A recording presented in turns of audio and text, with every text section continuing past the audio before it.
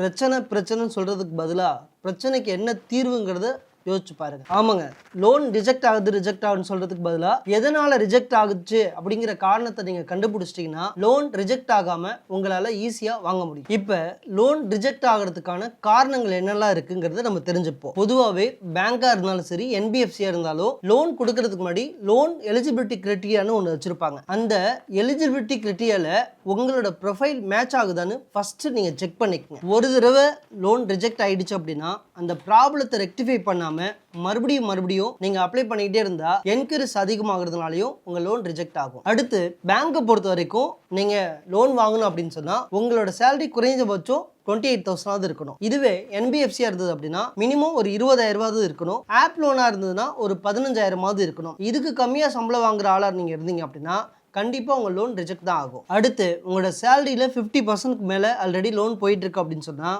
அதாவது ஆப்ளிகேஷன் இருந்தாலும் கண்டிப்பாக லோன் ரிஜெக்ட் ஆகும். அடுத்து பார்த்தீங்க அப்படின்னா உங்களோட ஏஜ் லிமிட்டு 21லேருந்து 60க்குள்ளே இருக்கணும். இது மட்டும் இல்லாமல் நீங்கள் எங்கே லோன் அப்ளை பண்ணாலும் உங்களோட பேங்க் ஸ்டேட்மெண்ட்டு, சேலரி ஸ்லிப்பு இதெல்லாம் கரெக்டாக இருந்தால் மட்டும்தான் கண்டிப்பாக லோன் உங்களுக்கு கிடைக்கும். லோனை அப்ளை பண்ணுறதுக்கு முன்னாடி நான் சொன்ன விஷயங்கள்லாம் சரியாக இருக்கான்னு செக் பண்ணிவிட்டு அப்புறம் அப்ளை பண்ணுங்கள். இது மாதிரி லோன் ரிலேட்டடாக உங்களுக்கு என்ன சந்தேகம் இருந்தாலும் க்ரோஸ்கோரை கான்டாக்ட் பண்ணுங்கள்.